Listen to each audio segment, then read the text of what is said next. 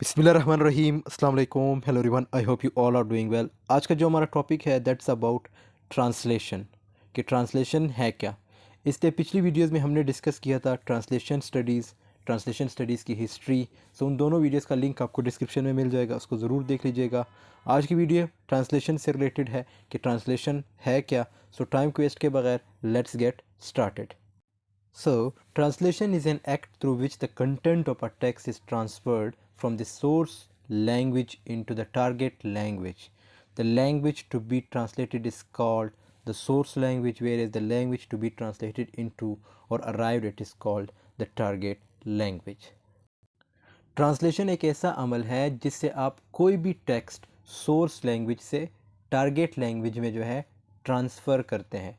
अब source language यहाँ पे आपको बता दिया गया है कि सोर्स लैंग्वेज से मुराद जिस ज़बान का तर्जुमा किया जाए उसे सोर्स लैंग्वेज कहा जाता है, जबकि जिस ज़बान में तर्जुमा किया जाता है मींस ट्रांसलेशन की जाती है या पहुंचाया जाता है उस हदफ को या उस चीज़ को हम क्या कहते हैं, target language.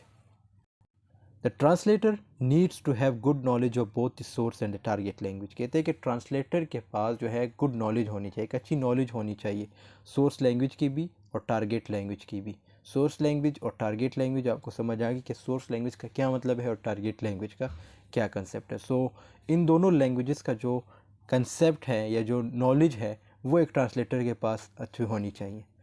In addition to a high linguistic sensitivity, as he should transmit the writer's intention, original thoughts and opinions in the translated version as precisely and faithfully as possible. और इसमें यह कहा गया है कि जब कोई ट्रांसलेटर कुछ ट्रांसलेट करता है तो उसे ये पता होना चाहिए कि राइटर्स की इंटेंशंस क्या है इस वर्क में या इस टेक्स्ट में, ओरिजिनल थॉट्स क्या है जो राइटर ने। अब सपोज़ कुछ लिखा गया है तो ऑब्वियसली जब वो ट्रांसलेटर जब उसको ट्रांसलेट करता है तो उसे ये पता होना चाहिए कि जो राइटर है उसके क्या इंटेंशंस हो सकते हैं और उसका ओरिजिनल थॉट क्या हो सकता है, उसके क्या ओपिनियन हो सकते हैं। तो ये सारी चीज़ों का किसको पता होना चाहिए, ट्रांसलेटर को, तब जाके वो एक अच्छी ट्रांसलेशन कर सकता है and faithfully as possible. Translation is a process and a product according to Catford.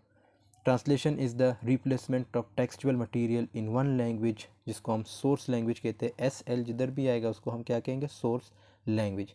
Bye equivalent textual material in another language, जिसको हम टारगेट लैंग्वेज कहते हैं। ये भी वही चीज़ इधर रिपीट की गई है कि ट्रांसलेशन का मतलब यही है कि जब आप यहाँ पे जस्ट इन्होंने रिप्लेसमेंट का वर्ड यूज़ किया कि जब आप किसी टेक्स्ट की रिप्लेसमेंट करते हो मीन सोर्स लैंग्वेज से टारगेट लैंग्वेज में। और ये किसने का, ये डेफिनेशन आप लोगों ने याद रखनी है क्योंकि पेपर में आप जब किसी का हवाला देते हो, किसी का रेफरेंस देते हो किसी राइटर के बारे में या किसी राइटर की जो डेफिनेशन है वो लिखते हो तो अच्छे नंबर आते हैं according to Catford. This definition shows that translation is a process in the sense that is an activity. तो इस डिफिनेशन से हमें क्या पता लगता है कि ट्रांसलेशन एक एक्टिविटी है performed by people through time with expressions are translated into simpler ones in the same language. मतलब आप किसी भी लैंग्वेज के जो है या सेम लैंग्वेज को भी आप ट्रांसलेट कर सकते हो, जिसको हम क्या कहेंगे, रीऑर्डरिंग, रिवर्डिंग एंड पैराफ्रेजिंग।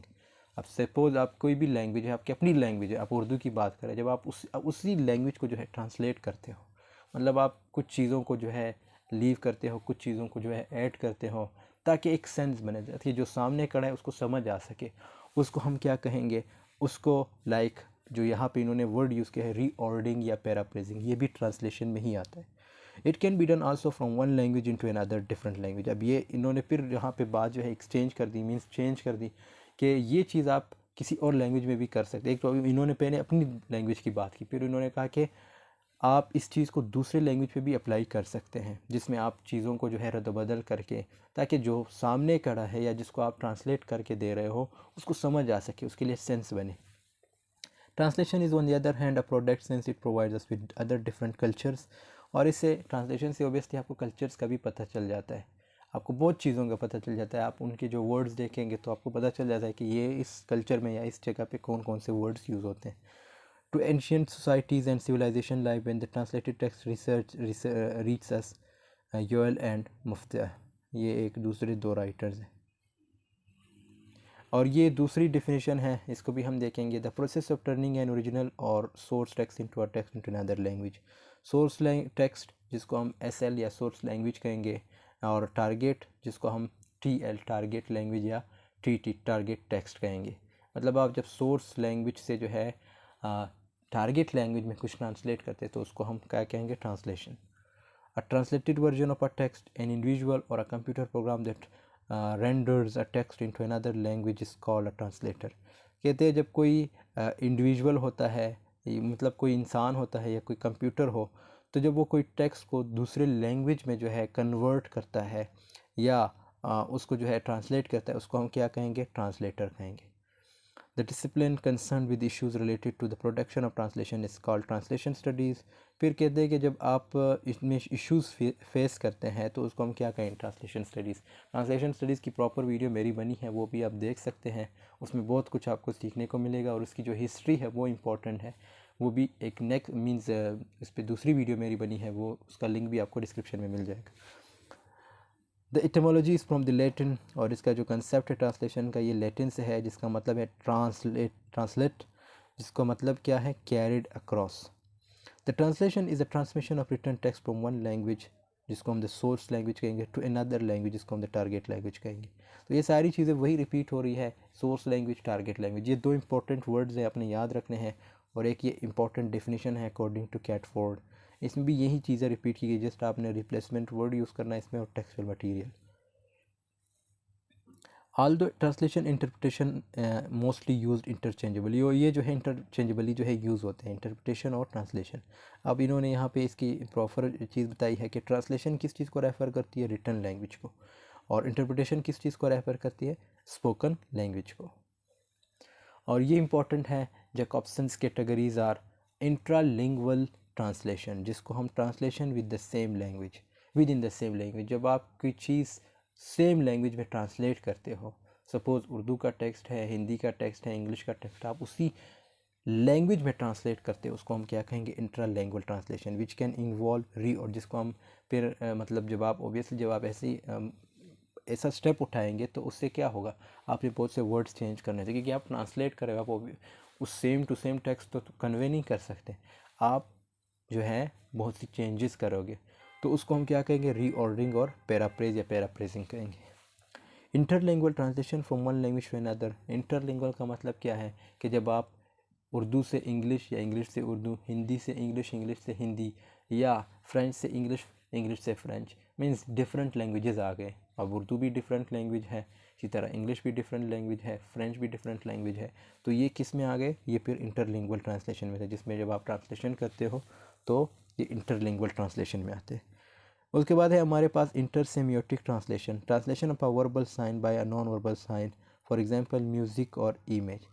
सेमियोटिक्स का आपको पता है, हम साइंस को कहते हैं, मीन्स साइंस जो कोई भी साइन हो उसे हम क्या कहेंगे, semiotics. The study of science is called semiotics. तो इसमें भी लाइक जो वर्बल वर्ड्स होते हैं या जो वर्बल कम्युनिकेशन होती है उसको हम थोड़ा बहुत इग्नोर करते हैं, अब जस्ट साइंस की बात करते हैं। साइंस से मुराद लाइक ट्री है, तो आपके माइंड में एक इमेज बन जाती है कि ट्री की शेप किस तरह हो सकती है, एक ये जो है फिर ट्रांसलेशन इंटरसेमियोटिक ट्रांसलेशन में आ जाए। और ये एक और डेफिनेशन है, लास्ट डेफिनेशन है, इसको हम देखेंगे। Translation is the communication of the meaning of a source language text by means of an equivalent target language text. वही सोर्स लैंग्वेज से टारगेट लैंग्वेज की बात की गई है। The English language draws a terminological distinction which does not exist in every language between translation, written text and interpreting oral और sign communication. ये हमने पिछले स्लाइड में बात की थी कि ट्रांसलेटिंग और इंटरप्रिटेशन में क्या कंसेप्ट है, मींस ट्रांसलेटिंग जो है रिटन टेक्स्ट को कहा जाता है, और इंटरप्रिटेटिंग जो है वो जो आप मतलब स्पोकन कम्युनिकेशन होती है वो, उसको हम क्या कहेंगे, इंटरप्रेटिंग।